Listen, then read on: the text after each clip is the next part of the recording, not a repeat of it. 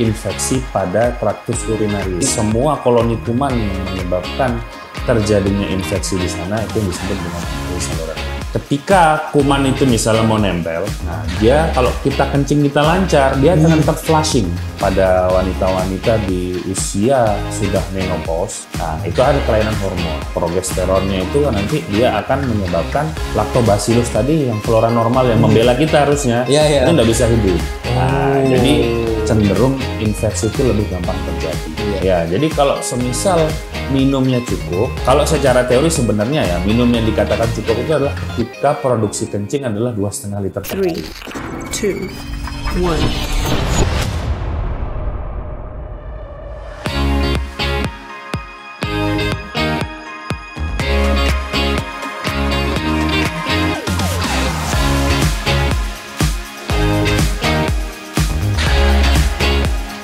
Gelombang suara kami akan meningkatkan kesehatanmu. Halo Sobat Sehat Sutomo, berjumpa kembali di podcast kanal informasi dan edukasi Sutomo. Bersama saya Ahmad Ilvani dari Instalasi Promosi Kesehatan Rumah Sakit RSUD Dr. Sutomo. Nah Sobat Sehat, hari ini kita kedatangan tamu ya dari teman-teman yang berhubungan dengan urologi. Apa sih urologi gitu ya? Jadi nanti kita sudah bersama Dr. Gazian Adli, spesialis urologi. Oke, selamat datang, Dokter. Ya, selamat datang, Sobat Sehat Sutomo. Betul sekali. Dokter, bagaimana kabarnya hari ini, Dokter? Alhamdulillah baik sekali. Oke, kesibukannya di hari-hari ini, Dokter? Ya, hari-hari ini kebetulan memang hari ini ada operasi sih. Ada operasi. Ya. Juga menjadi staf pengajar juga, Dokter? Ya, staf pengajar. Staf pengajar juga jadi Dokter panggilannya Panggilan saya itu juga tergabung di Ikatan Ahli Urologi Indonesia. Ya, jadi nanti Sobat Sutomo kita akan membahas seluk-beluk terkait urologi dan juga spesifiknya nanti kita akan ngomong terkait infeksi saluran kemih atau singkatannya ISK gitu. Nah, pertanyaan pertama Dokter pastinya adalah apa itu ISK? Apa itu infeksi saluran kemih? Kenapa kok bisa infeksi? Nah, gitu. Pertanyaan pertamanya, monggo Dokter Asi. Ya, jadi infeksi saluran kencing itu ya secara harafiahnya ya itu kan infeksi pada traktus urinarius. Ya. Jadi didapatkannya koloni kuman pada organ-organ kencing seperti ginjal, kemudian ureter, saluran yang menghubungkan ureter itu adalah saluran yang menghubungkan ginjal dengan kandung kemih. Kemudian kandung kemih atau bladder, ya, kemudian uretra, ya, jadi bagian pipa yang mengeluarkan kencing dari kandung kemih itu namanya uretra. Ya, kemudian bisa juga pada laki-laki itu organ-organ reproduksi seperti prostat, itu juga bisa menyebabkan terjadinya infeksi saluran kencing. Ya, jadi semua koloni kuman yang menyebabkan terjadinya infeksi di sana itu yang disebut dengan infeksi saluran kencing. Oke. Kenapa ada kuman di dalam situ, Dokter? Nah, ini kok bisa muncul di salurannya? Nah, itu kan. Ya, mungkin balik lagi ke istilahnya kurang lebih sama seperti definisi dari infeksi-infeksi di organ lain. Ya. Jadi adanya koloni kuman, adanya host istilahnya, host itu manusia. Ya. Jadi kita itu sebenarnya punya self defense. Ya. Nah, ketika self defense itu kalah dengan kuman tersebut, ya istilahnya itu untuk kenapa bisa kalah itu bisa banyak multifaktorial. Ya. Jadi ketika mungkin kondisi imun kita turun, atau ada faktor-faktor pemberat seperti diabetes, pasien-pasien dengan gangguan imunokompromis dan lain-lain, itu kan lebih gampang kuman itu menempel atau bahkan bisa masuk ke menginvasi organ-organ tertentu itu. Ya, kurang lebih sih sama. Nah, kalau pada infeksi saluran kencing biasanya itu dikarenakan adanya koloni kuman di bagian periuretra. Ya, periuretra itu ya anggaplah kalau laki-laki atau perempuan kita bayangin aja ya. Namanya urologi bahasanya enggak jauh-jauh dari bagian genitalia kan. Nah, jadi di bagian sebelum lubang kencing itu biasanya ada koloni kuman. Ya, Ya. Nah, ini juga yang menarik. Ya, itu yang menyebabkan sebenarnya ISK ini lebih sering pada wanita. Ya. Iya. Kenapa seperti itu? Karena saluran kencingnya kan lebih pendek dibandingkan Laki-laki. Ya, kalau laki-laki kan masih ada penis, Betul. masuk lagi ke kandung kemih. Ya. Nah, tapi kalau wanita itu sekitar 7-8 cm saja langsung masuk ke kandung kemih. Nah, seperti itu. Nah, kalau semisal ada koloni kuman itu, istilahnya masuk ke dalam kandung kemih, menempel pada dinding-dindingnya, itu akan bisa menyebabkan suatu infeksi saluran kencing. Ini saya bahas yang tersering aja ya. Bentuk infeksi tersering pada wanita itu kan sistitis ya, infeksi pada kandung kemih. Infeksi. Nah, itu misalnya yang paling sering. Ya, jadi seperti itu. Kalau pada pria tuh? Kalau pada pria bisa juga sistitis, tapi sebenarnya lebih jarang. Karena lebih sering pada pria itu karena jalurnya kan panjang. Nah, biasanya infeksinya itu disebabkan karena adanya sebab-sebab lain. Bisa kelainan anatomis ya, atau mungkin pada pasien-pasien usia tua nih, kemudian prostatnya membesar. Kan aliran kencing kan tidak lancar. Nah, akhirnya itu yang bisa menyebabkan terjadinya koloni kuman tersebut. Ya, seperti itu. Mungkin mau tanya bagaimana bisa terjadinya? Ya, monggo Dokter. Oke, prosesnya, gejalanya. Mungkin ya secara teori ini aja lah ya, mungkin biar lebih enak sambil cerita aja. Ya, istilahnya pada wanita kita itu sebenarnya punya defense mechanism. Kita tuh udah diciptakan dengan defense mechanism sehingga mencegah terjadinya infeksi atau koloni kuman itu tadi. Ya, Nah, salah satunya itu adalah dengan lancarnya aliran kencing. Aliran urin. Nah, jadi ketika kuman itu misalnya mau nempel, nah dia kalau kita kencing kita lancar, dia akan terflushing. Oh, ikut mengalir. Iya. Secara itu kan simple ya, tapi memang secara teori seperti itu salah satu defense mekanismenya. Jadi pada pasien-pasien yang ada gangguan kencing, itu akan beresiko terjadinya lebih beresiko menjadinya ISK. Kemudian khususnya nih pada wanita, nah sebenarnya kuman kuman itu ISK itu biasanya menyebabkan kuman itu bisa hidup pada pH yang cenderung netral. Nanti pH ya, istilahnya tingkat keasaman sama kebasahan. Nah, sedangkan urin itu kan sebenarnya pH-nya itu lebih cenderung rendah. Harusnya dia nggak bisa tinggal di situ. Terutama juga di vagina. Ya, mohon maaf ya. Nah, di vagina itu ada namanya kuman flora normal namanya Lactobacillus. Nah, dia akan mempertahankan istilahnya keasaman di bagian sana. Jadi pH-nya di bagian kewanitaan sebenarnya 5. Nah, kalau semisal ada kuman, dia tidak akan bertahan di sana. Nah, hal-hal yang bisa menyebabkan tadi misalnya penggunaan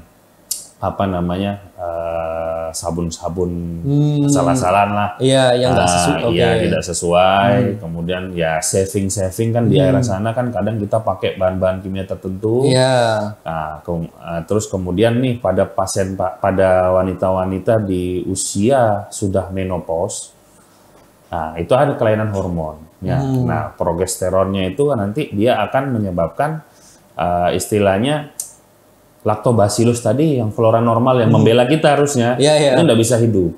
Nah, jadi cenderung infeksi itu lebih gampang terjadi.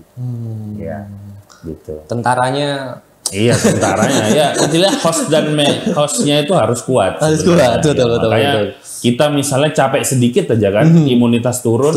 Iya, kuman itu tinggal menunggu aja buat invasi ke kita. Jadi memang penting juga untuk tadi mendukung self defense-nya kita itu tadi. Pertahanan dirinya kita. Iya, jadi ya kayak banyak minum, menjaga tubuh tetap fit, ya seperti itu.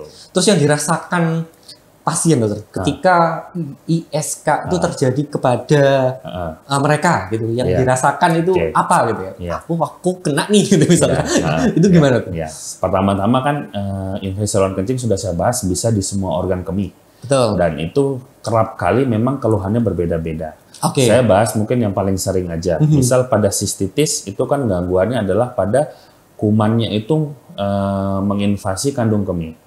Nah, ketika dia menempel di bagian kandung kemih, dia akan mengeluarkan toksin-toksin. Ya, dia nempel di situ, hostnya kalah, dia baru mengeluarkan toksin. Nah, toksin-toksin itu yang akan mengiritasi kandung kemih. Nah, itulah yang akan menyebabkan keluhan-keluhan iritasi itu seperti nyeri suprapubik atau nyeri perut bagian bawah, nyeri saat kencing, ya, atau mungkin bisa dibarengi dengan kencing yang kemerahan. Kemerahan ada darahnya berarti? Ada darahnya. Oke. Ya, bisa juga seperti itu. Nah, kemudian ketika lama-kelamaan misalnya hal tersebut tidak ditangani, self defense kita juga tidak kerap membaik, akhirnya kuman-kuman di kandung kemih itu bisa saja naik ke atas. Jadi ascending. Jadi penyebarannya infeksi kuman itu bisa dua, bisa ascending dari dalam kandung kemih itu. Kemudian nanti yang kedua dia bisa spread atau menyebar lewat hematogen, masuk ke dalam pembuluh darah. Nah, ketika dia sudah naik, kemudian dia bisa menginvasi dinding-dinding di dalam ginjal. Nah, ketika sudah terjadi seperti itu namanya pyelonefritis. Itu lebih kasusnya yang lebih agak berat lagi. Jadi pasiennya bisa demam, ya, kemudian bisa nyeri pinggang, triasnya seperti itu, bisa mual muntah. Pasiennya ya kurang lebih pas nafsu makan menurun, kemudian lemas, susah aktivitas. Nah, kalau sudah seperti itu memang sebaiknya diterapi seperti itu. Nah, itu bahayanya lagi nih. Pyelonefritis dibiarin nih, nggak ada terapi. Nah, kuman-kuman itu nanti akan masuk ke pembuluh-pembuluh kapiler di ginjal. Ginjal itu kan kayak pembuluh darah. Ya, karena kan dia istilahnya menyaring darah kan. Filternya, penyaring racun dan sebagainya.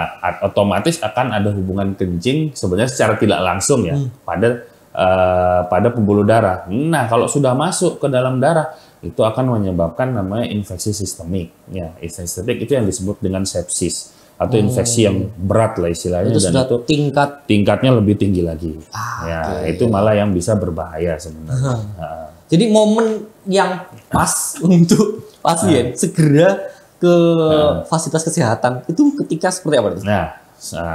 Jadi warning sign-nya lah istilahnya ya sebenarnya yang tadi yang kita kecurigaannya ke arah pyelonefritis itu kayak seperti mual muntah, kemudian bisa disertainya nyeri pinggang yang hebat ya, atau sampai penurunan kesadaran dan lain-lain. Tapi nggak usah sih nunggu seperti itu. Paling tidak ada demam tinggi, nyeri pinggang, urinnya keruh misalnya, atau mungkin cenderung lebih adanya pendarahan atau hematuri, ada demam dan lain-lain, memang segera ke dokter aja. Nah, sama lagi, kalau semisal ada infeksi yang berulang. Nah, jadi misal nih, sudah pernah diobati atau mungkin perubahan pola hidup lah istilahnya tanpa diberikan obat, sembuh nih. Tapi dalam 6 bulan itu kambuh lagi. Bisa memungkinkan itu namanya recurrent UTI atau ISK berulang lah bahasa Indonesianya. Nah, definisinya itu dia bisa episode infeksi saluran kemih dalam 2 kali dalam 6 bulan atau 3 kali dalam 1 tahun. Nah, itu harus lebih di workup lebih lanjut nih. Mungkin ada faktor-faktor resiko yang memperberat terjadinya infeksi saluran kencing itu, dan memang harus segera perbaiki biar tidak recurrent lagi atau berulang seperti itu. Dokter, saya penasaran terkait anyang-anyangan, dokter. Tadi saya lupa bilang. Saya pernah gitu, saya pernah anyang-anyangan kok. Itu apakah ada hubungannya? Saya tadi sebenarnya karena memang kadang anyang-anyangan dan nyeri itu kan kurang lebih sama ya. Sebenarnya itu juga tanda-tandanya iritasi pada kandung kemih. Itu juga salah satu tanda-tanda ISK. Nah, tapi bukan berarti dengan misalnya baru ayang-ayangan 1 kali, habis olahraga nih, lari-lari, aktivitas berat, nah kemudian anyang-anyangan, mungkin itu bisa salah satu tanda dehidrasi. Jadi urin itu kan semakin pekat kalau semisal kita kekurangan cairan. Ya, kadang hal itu yang bisa mengiritasi kandung kemih sehingga juga menyebabkan keluhan itu tadi. Kalau semisal sudah minum banyak nih, wis berliter-liter, kok besok masih seperti itu lagi, ya memang sebaiknya konsultasi ke dokter. Ke fasilitas kesehatan. Memastikan apakah itu terjadi ISK. Nah, satu lagi juga kadang ISK itu adalah salah satu tanda dari tanda pertama dari kelainan urologi yang lain. Karena kan kerap kali itu kayak lingkaran setan loh. Misalnya karena penyakit urologi yang ini nih, akhirnya menyebabkan suatu ISK berulang. Kan salah satu faktor resikonya soalnya. Nah, misal kalau pada laki-laki mungkin kok sering sekali sih kencingnya nggak enak dan lain-lain ya. Mungkin itu gangguannya bisa karena infeksi saluran kemih atau gangguan yang lain. Paling sering mungkin karena prostat. Batu saluran kencing juga bisa. Atau yang paling ini lagi nih, bisa karena tumor juga bisa. Seperti itu. Nah, dokter tadi juga sering menyampaikan terkait minum, ya. cairan. Itu seberapa penting, dokter? Ya. Kayak itu minum konsumsi air putih itu dalam ini pencegahan ataupun dalam kesehatan saluran kemih gitu. Iya. Ya sangat penting sekali saya rasa. Dan kenapa perlu di highlight? Iya. Karena saking pentingnya itu dan relatif mudah kan, semua orang bisa melakukan. Nah, jadi Betul. kayak kalau kita nggak ngasih tahu ke pasien itu kan, aduh gampang banget kan sebenarnya. Iya, betul, menjaga cairan itu. Betul, kan. betul. Tapi efeknya itu ya baik sekali lah istilahnya untuk pencegahan nih, baik kesehatan ginjal, kemudian terbentuknya batu saluran kemih dan juga infeksi saluran kencing. Seperti tadi kan tak jelaskan mekanismenya adalah flushing. Iya. Ya, jadi kalau semisal minumnya cukup, ya. Kalau secara teori sebenarnya ya minum yang dikatakan cukup itu adalah ketika produksi kencing adalah 2,5 liter per hari. Tapi susah kan? Iya, kita mau ngitung kan? Betul, nggak mungkin. Itu kan secara teori. Betul. Nah, karena memperlihatkan fungsi ginjal yang cukup baik. Itu baik. Berarti kalau urinnya banyak, minumnya kan juga Cukup banyak. Jadi kan evaluasinya lebih objektif. Nah, tapi sebaiknya memang minimal 1,5 liter. Ya, karena kalau dari penelitian yang banyak itu sudah ada yang membandingkan orang-orang yang minum lebih dari 1,5 liter sama yang kurang dari 1,5 liter, memang rekuransi atau terjadinya infeksi saluran kemih itu lebih tinggi. Oke. Ya, tapi dengan catatan harus misalnya terutama pada pasien-pasien dengan penyakit jantung, penyakit ginjal yang memang cairannya harus dibatasi, itu memang harus dikonsultasikan lagi dengan dokter-dokter terkait, baik dokter jantung, dokter penyakit dokter nefrologi. Ya, jadi tidak semua sebenarnya. Tapi selama sehat, ginjalnya baik, ya, parameter ginjal baik, minum yang cukup 1,5 liter atau gampangnya kalau kita bilang adalah 8 gelas per hari. Ya. Minimal 1,5 liter, boleh 2 liter atau apa. Cuman kadang pasien itu terlalu inilah, terus tiba-tiba saya sudah minum sampai 4 liter. Nah, saya rasa sih ya sah-sah saja sebenarnya. Cuman tapi kan ya enggak baik juga gitu kan. Kadang kita kan kalau terlalu banyak minum tuh juga bisa malah ya memang jarang ya. Bisa jadi gangguan elektrolit juga bisa. Jadi sebaiknya memang cukup ya. Dan minum pun itu bukan berarti satu waktu haus minum langsung 1 liter, enggak. Gelombang. Iya, malah saya senang bilang ke pasien itu minum 8 gelas per hari. Iya. Jadi selang berapa jam paling enggak sehari itu dia minum 8 gelas saya rasa cukup. Kalau perilaku menahan pipis atau menahan kencing, itu gimana tuh? Ya. Itu sering nggak sengaja kita lakukan ataupun sudah malas gitu kan, mau beranjak itu ke kamar mandi itu sudah gitu. Itu juga nggak baik. Nah, itu juga nanti salah satu memang cara paling gampang juga selain minum air tidak menahan kencing. Kenapa? Lah, kalau nggak dikencingkan gimana mekanisme flushing yang tadi itu kan? Betul, nggak terjadi. Nggak terjadi akhirnya. Dan yang kedua, ya anggapannya urin itu kan keluarnya kan nggak lebih cepat kan, akhirnya dia memberi waktu dia buat kolonisasi malah. Iya, selain itu juga bisa menyebabkan stasis urin. Jadi harusnya kan keluar, tapi lama kelamaan urinnya terlalu lama di sana, kan di dalam urin itu kan banyak kristal dan lain-lain. Itu nanti bisa juga mengindus terjadinya batu saluran kencing. Ya, jadi memang sebaiknya tidak menahan kencing. Bahkan pada pasien-pasien tua atau ya usia muda pun disarankan kalau semisal dia misalnya dengan infeksi saluran kencing berulang, ada namanya tuh double voiding. Double voiding. Jadi dia kencingnya itu harus 1 kali episode ke toilet.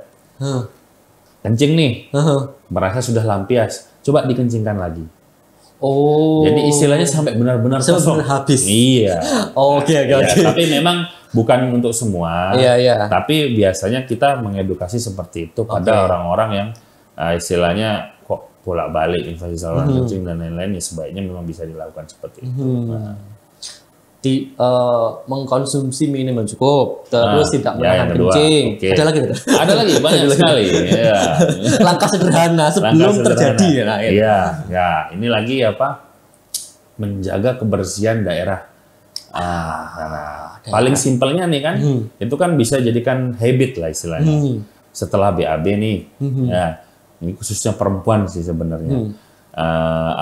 Kalau kita mohon maaf membilas itu jangan ke depan, tapi ke belakang. Ya kenapa? Karena kan itu di situ ada, jadi di saluran kewanitaan itu kan langsung ada dekat sekali dengan mohon maaf anus ya, tempat kita istilahnya BAB. Nah justru malah yang sering yang ditemukan kuman pada pasien-pasien dengan infeksi saluran kemih itu adalah Escherichia coli. Nah itu kan kuman dari usus. Nah jadi kemungkinan ya memang faktor risikonya adalah kebiasaan itu tadi.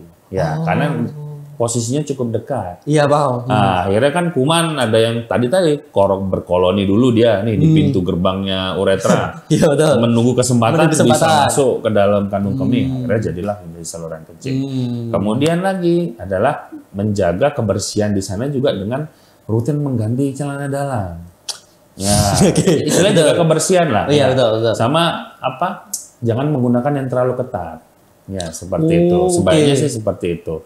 Terus yang nyaman. Kemudian pada pasien-pasien dengan orang tua misalnya kan kadang ada inkontinensianya, membeser gitu, terus pakai pampers itu juga harus rutin diganti.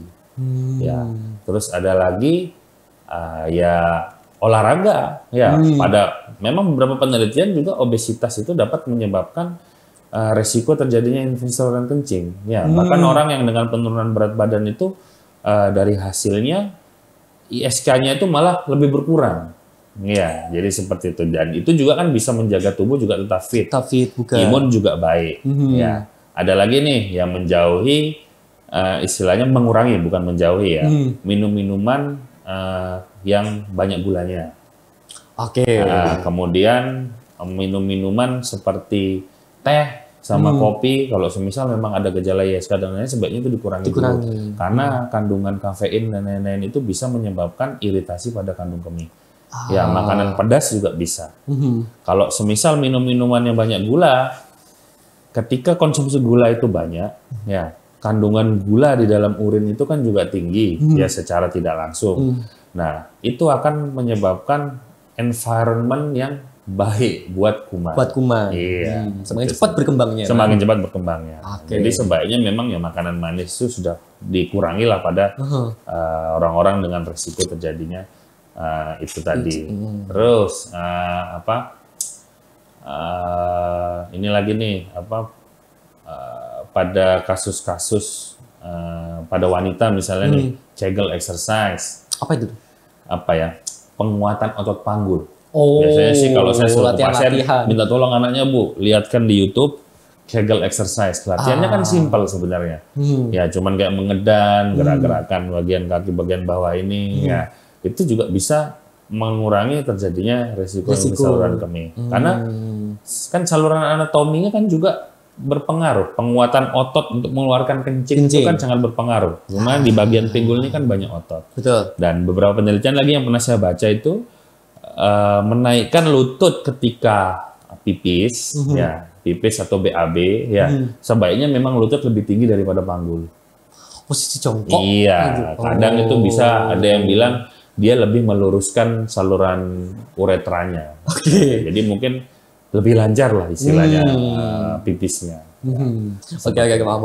Nah, ketika pencegahan sudah kita bahas, terjadi, terus kita ke fasilitas kesehatan, itu diapakan? Pasien diapakan ini? Sudah infeksi, diapakan sama dokternya? Ya biasanya kita kan menggali dulu nih keluhannya, bagaimana, anamnesa yang baik dan lengkap dan menyeluruh. Karena kerap kali juga istilahnya jangan hanya menganggap cuman ISK saja. Ya, kalau semisal memang dirasa keluhannya tidak membaik dan disertai dengan keluhan-keluhan lain, ya mungkin bisa kelainan urologi yang lain. Kalau untuk ISK sendiri sebenarnya hampir bisa diterapi tanpa pengobatan. Ya. Oh, tanpa pengobatan. Sebenarnya, ya, Oke. ya, kurang lebih baiknya itu tadi, karena kan banyak sekali kan hal-hal yang ternyata kita itu tidak lakukan, padahal kan gampang sekali. Betul, Ya, mudah kita kan. tuh lupa lah istilahnya. Iya. Nah, dengan merubah itu tadi mungkin bisa sembuh. Tapi kalau misalnya tidak, ya mungkin kita nanti perlu lanjut ke pemeriksaan penunjang. Ya, karena ISK sendiri itu sebenarnya untuk diagnosa pastinya adalah menggunakan pemeriksaan urinalisa, baik menggunakan pemeriksaan urin lengkap, Urin ya, lengkap. cek urin itu sama kultur urin. Bila ditemukan kuman dalam kadar tertentu, itu baru diagnosis pastinya ini ada infeksi saluran kencing. Ya, tapi kan tidak mungkin semua pasien dilakukan pemeriksaan itu. Jadi kita cukup selektif aja, barangkali dengan lifestyle modification dan lain-lain itu bisa hilang, ya sudah, kecuali dia nanti jadi infeksi berulang. Nah, pada yang recurrent UTI itu memang kita harus lebih komprehensif lagi untuk istilahnya memeriksakan yang lain.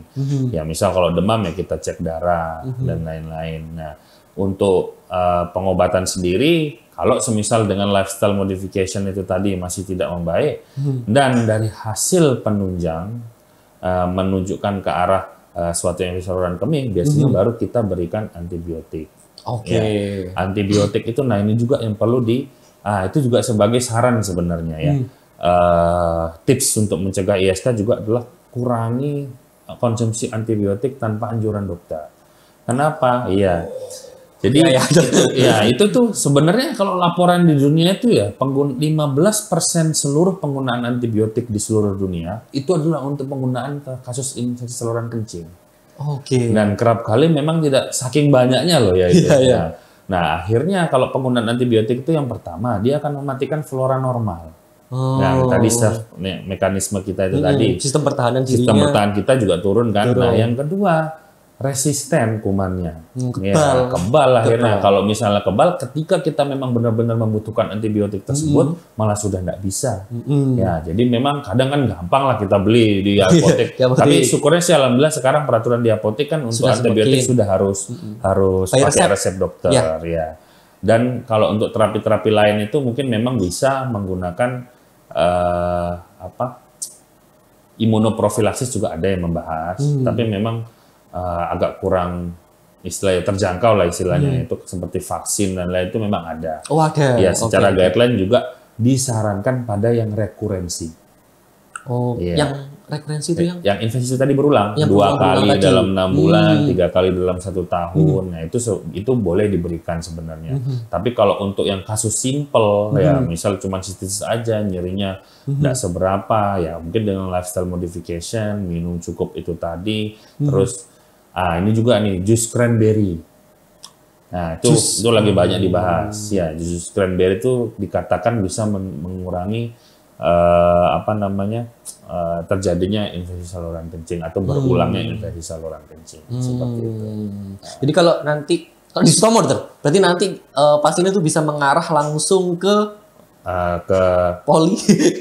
poliurologi saja. Poliurologi langsung aja kalau ada keluhan pun ya tetap kita akan melakukan pemeriksaan komprehensif dulu, dan memang kalau misalnya memang perlu diberikan obat, kita akan berikan obat. Ya, tapi harus dari pemeriksaan penunjang terlebih dahulu. Ya, alhamdulillah kan di Sutomo dibekali salah satu yang paling lengkap lah istilahnya, kan, teknologinya. baik di provinsi atau di Indonesia Timur ini, dan ahlinya juga kan banyak ya untuk infeksi, untuk saluran patologi, saluran anatomi, kelainan saluran kencing yang lain. Jadi hal-hal tersebut bisa lebih komprehensif. Gitu. Oke. Ada nggak cerita-cerita menarik dari pasien? Sementara ini pernah dokter tangani terkait infeksi saluran kencing atau kemih? Ya sebenarnya banyak sih ya. Cuman ya kalau semisal yang menarik, ya banyak tuh misalnya pasien cuman sebenarnya saya kasih multivitamin aja, sama cuman saya edukasi, ya. Kita bilang ini obatnya, inilah istilahnya biar membaik.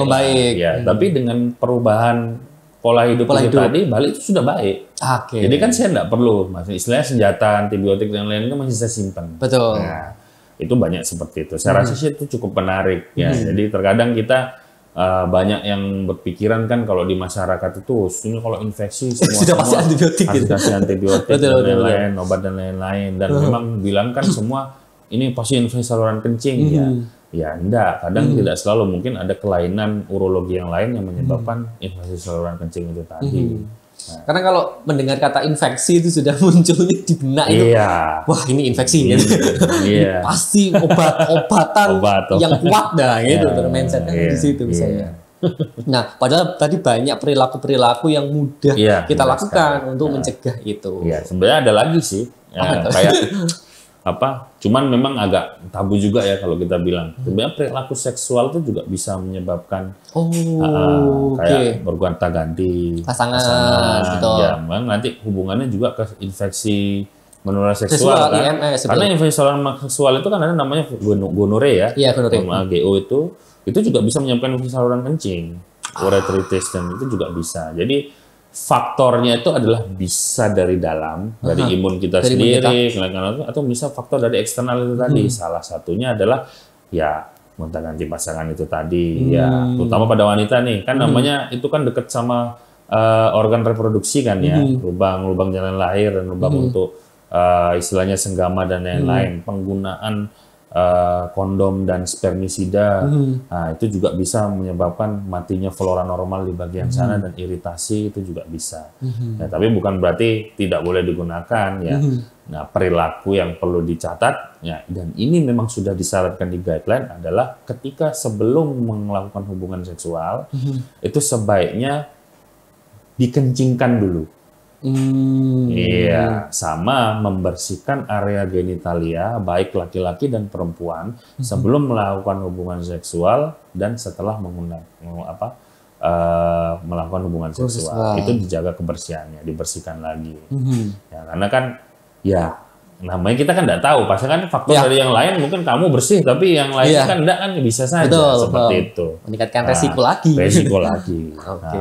Mungkin sebagai penutup dokter bisa mengasih atau memberikan pesan kunci yang bisa disampaikan kepada Sobat Sehat Sutomo, terutama terkait pencegahannya ataupun perilaku yang bisa meningkatkan.